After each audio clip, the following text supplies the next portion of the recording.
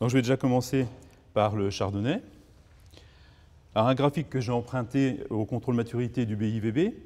Vous voyez que 2007 se situe dans les millésimes quand même assez mûrs, puisque là vous avez représenté le sucre et l'acidité, donc le rapport sucre sur acidité qui est un indicateur de millésime. Et pour le chardonnay, 2007 se rapproche des millésimes 2009, 2006, 2005.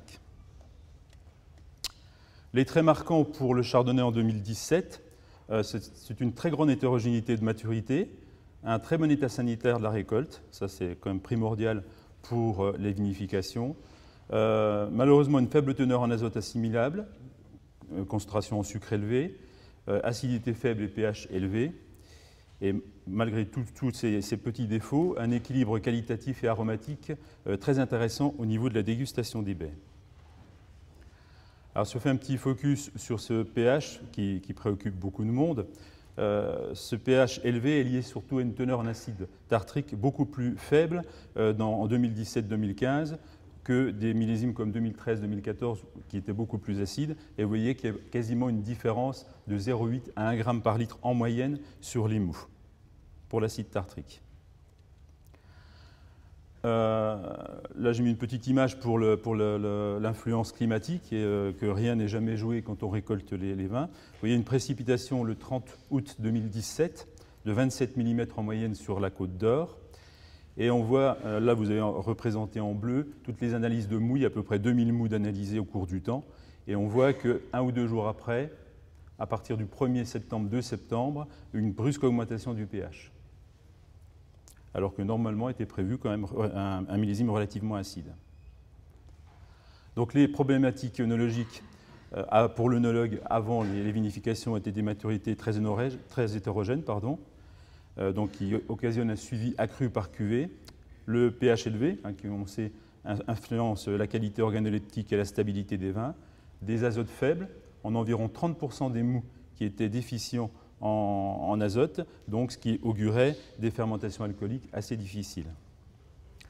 Alors les solutions œnologiques que nous avons apportées, pour le pH, le pressurage en vendange entière qui permet d'avoir des mous plus acides, maîtriser le rendement en jus au niveau du pressurage, se fixer sur 140-150 kg par hectolitre, la séparation des presses, leur collage, et puis l'ajustage éventuellement en acidification, et puis surtout, en cours d'élevage, bloquer les malots à moitié, 3/4, ce qui est quand même plus judicieux, à mon avis, que d'acidifier.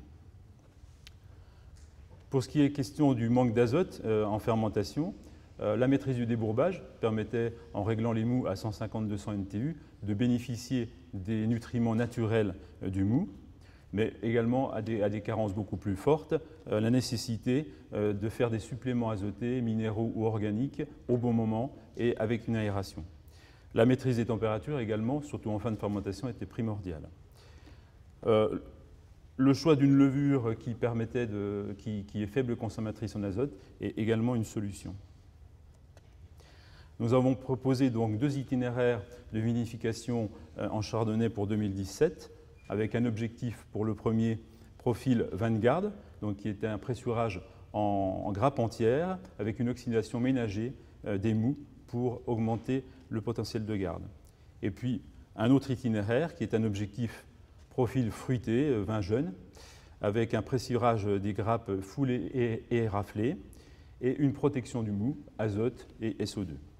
Voilà, c'est juste pour illustrer un peu le travail des œnologues. À noter aussi en 2017, concernant le chardonnay, le développement de pratiques dans les caves qui s'accentue de plus en plus, notamment sur la gestion du SO2, la réduction des doses, l'oxygénation modérée des mous, qui permet de diminuer les polyphénols et la combinaison du SO2 pendant toute la vie du vin. Le biocontrôle aussi, pour les vendanges mécaniques, avec des inoculations en levure non Saccharomyces, comme les Metchnikovia, donc qui permet de ne pas sulfiter les vendanges entières et ne pas extraire des composés sur les pellicules. Donc ce sont des méthodes qui se développent de plus en plus et très rapidement dans les caves. Alors, au niveau de l'élevage qui est toujours en cours, c'était simplement pour faire le point de ce qui est déjà vécu. Il n'y a pas eu de problème particulier. Les fermentations malolactiques se sont déroulées assez rapidement, notamment parce que les sulfitages sont de moins en moins importants en mou. Les vins obtenus, bon, j'ai mis quelques, c'est peut-être un petit peu prétentieux de vouloir donner des adjectifs, mais globalement, c'est des vins qui se dégustent très bien, qui sont très aromatiques, qui, malgré des acidités un petit peu faibles, ne sont pas du tout lourds. Bon, évidemment, il n'y a pas de tension, pas de minéralité, et avec des notes, comme j'ai mis, fruits blancs, agrumes, et aussi un marqueur très important, l'ananas. C'est une nuance qu'on retrouve beaucoup dans le chardonnay actuellement. Alors maintenant, je vais passer au pinot noir. Donc, je vais reprendre le même graphique sucre sur acidité que pour le chardonnay. Et vous voyez, de même que le chardonnay, et tout ce qui a été dit jusqu'à présent, le pinot est dans les millésimes les plus mûrs, se rapprochant de 2005-2006, ce qui était également de bon augure, même si ce n'est qu'un rapprochement sur un indice assez simple. Donc toujours un emprunt à Christine Monami du BIVB sur ses parcelles de référence, les polyphénols. En ordonnée, vous avez les tanins en grammes par litre et en abscisse, les anthocyanes. Vous voyez que 2007 est un millésime qui ne se rattache pas forcément à un groupe particulier, mais qui est quand même caractérisé par une teneur assez moyenne en tanins et assez faible en couleur. Vous voyez qu'en couleur, on est proche de 2013 et 2012, alors qu'en tanin, on se situe dans les 2007, 2009, 2016. Là, c'est en concentration, pas du tout en qualité de polyphénol. Alors, les traits marquants pour la vinification du pinot noir, également très hétérogène en qualité, beaucoup plus même que sur le chardonnay, donc lié à des stress hydriques plus ou moins importants, à des volumes de production plus ou moins importants, caractérisé toujours par des pH assez élevés, mais bon, beaucoup moins importants que sur les blancs, potentiel en polyphénol assez moyen, toujours un très bon état sanitaire, parce que c'est un point très fort du millésime, et en dégustation des baies, des tanins, des pellicules discrets et soyeux. Pour le système Diostem donc, que nous utilisons depuis 2008, je ne vais pas reprendre tout l'exposé qui a été fait juste avant, l'arrêt chargement précoce, à partir du 24 août, chargement sucre rapide, un TAP à l'arrêt de 11,6, et je rajouterai qu'il y avait 71% des baies qui étaient de taille moyenne, donc ce qui est important pour les vinifications des pinots, puisque c'est le rapport entre le jus et le solide, et ce qui fait la concentration du vin, enfin un des facteurs de la concentration. Donc c'était un très bon potentiel pour ce millésime. À savoir que les profils fruits frais étaient situés en Côte d'Or entre le 29 août et le 15 septembre, et les fruits mûrs entre le 11 septembre et le 25 septembre. Alors ça se chevauche un petit peu, c'est normal, hein, ça dépend de la date d'arrêt de chargement.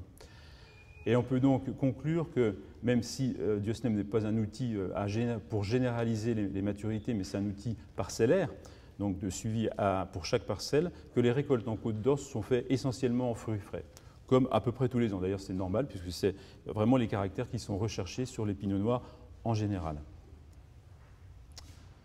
Problématique pour vinification, donc la problématique pH consiste à éviter les vendanges entières, séparation des vins de presse qui sont toujours moins acides. Pour le potentiel couleur tanin, nous avons plutôt préconisé des macérations à froid, avec des extractions raisonnées et contrôlées, notamment avec les indices de polyphénol, des dégustations par les œnologues, et des durées de cuvaison qui privilégient et amplifient le potentiel fruit frais. Puisqu'on récolte un potentiel fruit frais, on accompagne jusqu'au bout avec des techniques de vinification qui vont permettre de garder ce potentiel. Alors, on est aussi amené à utiliser d'autres techniques de vinification, comme celui que je vais vous présenter après très rapidement, le profil exponentiel, pour extraire un peu plus de polyphénol sur les matières premières qui étaient un petit peu moins généreuses. Donc c'est simplement une vinification qui consiste à monter la température régulièrement au cours de la fermentation, de 12 degrés à peu près jusqu'à 29 degrés, et en associant des extractions dynamiques, arrosage, pigeage, délestage en cours de fermentation, et une macération préfermentaire en début de fermentation. Sur les résultats obtenus, donc là c'est sur l'analyse des vins, juste après fermentation alcoolique. Avec Antanin, on est quand même assez pauvre, bien en dessous de 2015, 2014, 2016. Là, c'est l'indice de polyphénol totaux. Et à droite, vous avez en couleur, vous voyez que 2007 se situe à peu près comme 2013-2014, mais est quand même assez loin de 2016 ou 2015. Alors sur les vins obtenus, si on a des couleurs hétérogènes, mais elles sont relativement bonnes pour la majorité des vins. Ce sont des vins très fruités, très expressifs, et je prendrai je suis assez d'accord avec la première intervention sur le fait que ce sont des vins très typiques du fruit rouge, de l'expression des pinots noirs en Bourgogne. Sinon, au niveau tannique, ce sont des vins très souples, très élégants, avec des tanins soyeux, qui donnent vraiment envie de les goûter. Alors, de la même manière que pour les chardonnays, se développe dans les caves le biocontrôle des macérations à froid, avec des implantations de levure non Saccharomyces, et commence depuis quelques années, mais s'accentue vraiment fortement en 2007, les fermentations alcooliques sans SO2. Pour résumer, pour synthétiser un peu tout ce qui a été fait pendant le millésime, je vous ai mis 3 itinéraires de fermentation qui ont été faits et conseillés par les centres œnologiques. Le premier concernait 25 jours de cuvaison avec une macération préfermentaire à froid de 10 jours avec une fermentation spontanée, c'est-à-dire sans levurage.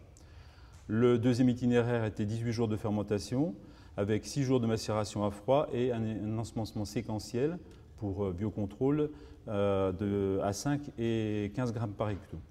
Et ensuite, le troisième itinéraire, 15 jours de fermentation avec un départ en fermentation au bout de 3 jours en ensemencement à 20 grammes par hecto de levure. Donc vous voyez qu'au niveau achèvement des sucres, c'est à peu près pareil, mais c'est surtout au niveau IPT, indice de polyphénol totaux et couleur que ça se joue. Mais on a remarqué également en même temps une autre problématique, c'est celle des levures Brettanomyces, et que plus les durées de fermentation sont allongées, plus les populations en finale sont élevées. Donc c'est un peu un esprit d'ouverture pour dire que je pense que les solutions de biocontrôle qui n'ont pas été testées dans cette expérimentation-là seront une solution pour minimiser les populations de Brettanomyces tout en extrayant suffisamment avec des techniques un petit peu plus risquées. Voilà, merci.